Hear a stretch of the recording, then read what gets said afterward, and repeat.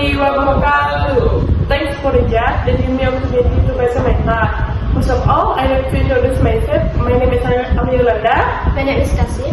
My name is Tani. In this time, to present a word. Mempersiapkan pertemuan rapat. Yang pertama-tama adalah pengertian papat. Pengertian papat adalah pertemuan atau yang diselenggarakan untuk membahas topik atau masalah tertentu yang terkait dengan bisnis ataupun masalah-masalah yang ada di sekitarnya. Dan yang B adalah fungsi rapat. Yang pertama adalah untuk memecahkan masalah. Untuk memecahkan masalah, kita harus menyelesaikan terlebih dahulu masalah yang ada di sekitar kita dan atau konflik yang ada di dunia perkantoran maupun masalah-masalah yang terkait dengan pembisnisan ataupun yang lain-lainnya. Yang kedua adalah untuk menyampaikan informasi. Kita harus menyampaikan informasi yang lebih jelas agar pendengar lebih bisa mendengarkan mana yang baik atau yang mana yang salah. Yang ketiga, sebagai forum demokrasi, diharapkan peserta akan berpartisipasi pada masalah-masalah yang ditemukan. Masalah yang akan dilakukan dengan komunikasi kerja ataupun dengan berbagai cara agar semua demokrasi bisa bebas. Yang keempat adalah sebagai alat koordinasi. Kita harus membahas rencana kerja yang akan kita laksanakan untuk mengatur jadwal yang kita lakukan, sebagaimana kita harus melakukan rapat dan organisasi perusahaan. Dan yang kelima adalah sebagai sarana negosiasi. Kita harus mendengarkan pendapat dan kebutuhan masing-masing untuk memahami kesimpulan mereka agar bisa melakukan sarana yang bernegosiasi seperti rapat. Banyak adalah sebagai sarana pembentukan peraturan seperti membuat atau tertib undang-undang ataupun ketentuan hukum. Dan yang C adalah jenis-jenis rapat. Yang pertama, menurut tujuannya. A. Rapat penjelasan. Rapat penjelasan yaitu rapat yang digunakan untuk melakukan penjelasan kepada para peserta. Dan yang B adalah rapat pemecahan masalah. Rapat pemecahan masalah yaitu bisa memecahkan masalah agar tidak ada konflik tertentu. Dan yang C, rapat perundingan. Rapat perundingan yaitu rapat yang dilakukan untuk menghentikan suatu pelisihan atau mencari salah satu perundingan yang ada di sekitar kantor. Yang kedua, menurut sifatnya. A. Rapat resmi ataupun formal, yaitu rapat yang membahas untuk menyelenggarakan masalah-masalah yang terkait yang sangat penting untuk melakukan rapat resmi. Dan yang B, rapat tidak resmi ataupun informal meeting, yaitu rapat yang tidak diadakan berdasarkan informal yang berencana seperti tiba-tiba dan harus diselesaikan. Dan yang C adalah rapat terbuka, yaitu rapat yang dihadiri oleh anggota atau perusahaan dan materi yang dibahas untuk melaksanakan rapat terbuka secara bersamaan. Dan yang D, rapat tertutup. Rapat tertutup adalah rapat yang dihadiri oleh anggota atau perusahaan yang dimana tidak diketahui oleh semua anggota perusahaan. Yang ketiga adalah menurut jangka waktunya. A. Rapat mingguan. Rapat mingguan dan yang akan diselenggarakan 1 minggu sekali. Dan yang B, rapat bulanan. Rapat bulanan yang akan diselenggarakan 1 bulan sekali. Dan yang C, rapat semesteran. Rapat semesteran yang diselenggarakan sekitar 6 bulan sekali. Dan yang D, rapat tahunan. Rapat tahunan yang akan diselenggarakan 1 tahun sekali. Dan yang keempat ada menurut frekuensinya. Yang A, rapat rutin. Rapat rutin yang sudah ditentukan waktunya. Yang B ada rapat insidental, yaitu rapat yang tidak terjadwal. Yang B ada syarat-syarat rapat yang baik. Yang pertama, suasana terbuka. Suasana rapat terbuka setiap hari Di setiap peserta siap melakukan untuk menerima informasi dari siapapun. Yang kedua ada tidak ada monopoli pembicaraan oleh peserta atau oleh pimpinan yang tidak diketahui. Tiga, komunikasi aktif dari peserta rapat. Rapat dapat dilakukan baik atau buruk antara peserta rapat maupun aktif. Yang keempat ada bimbingan dan pengawasan dari pimpinan. Pemimpin dapat harus membina kepada peserta rapat. Kelima ada perdebatan berdasarkan argumentasi bukan emosi. Dalam sebuah rapat terjadi perdebatan antara adalah hal yang biasa.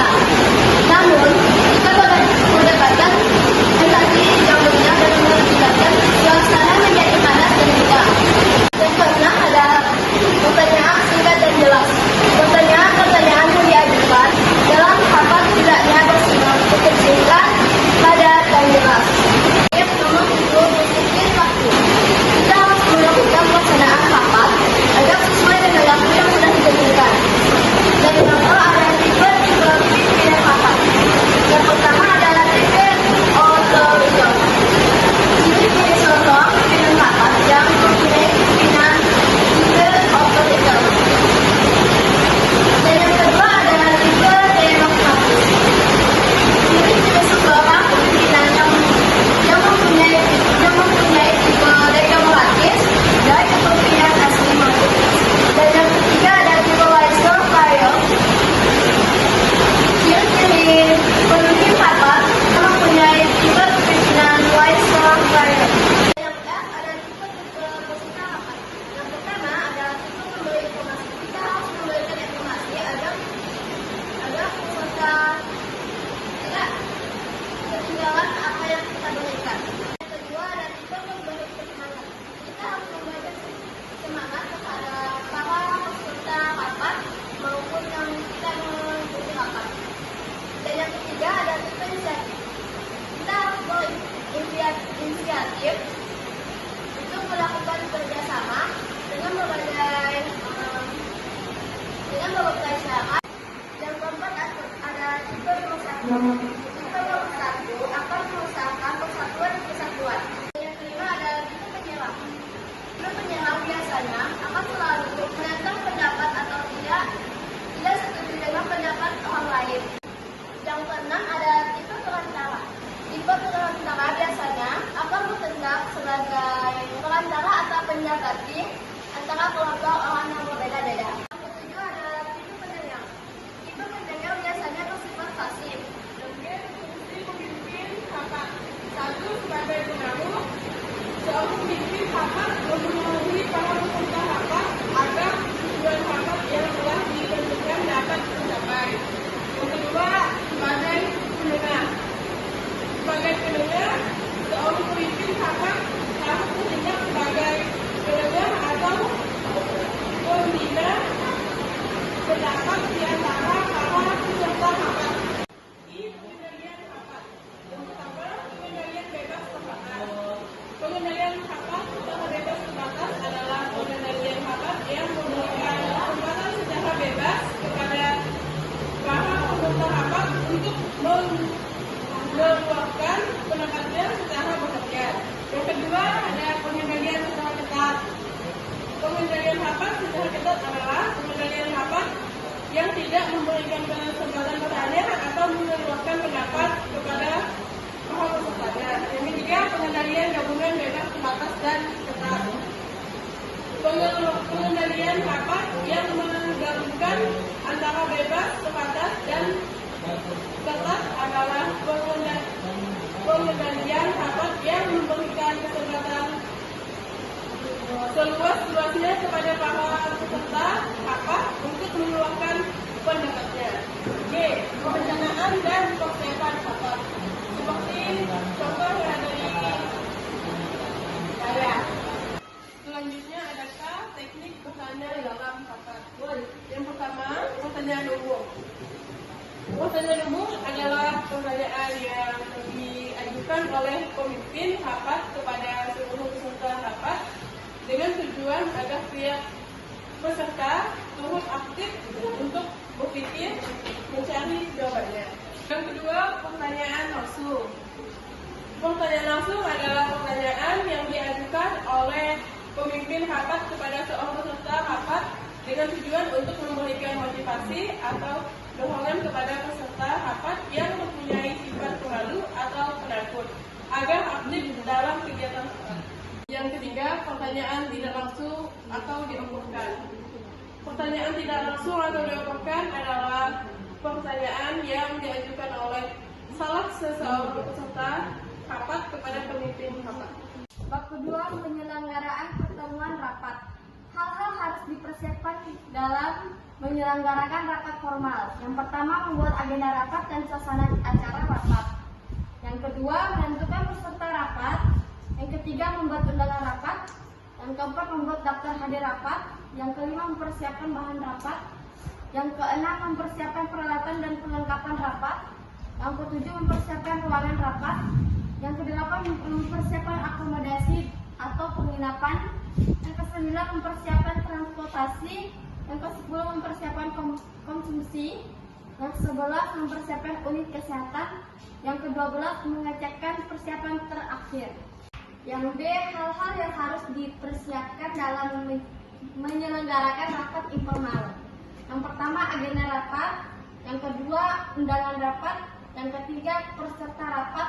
Yang keempat, perlengkapan rapat. Yang kelima, ruang rapat. Dan keenam, konklusi. C.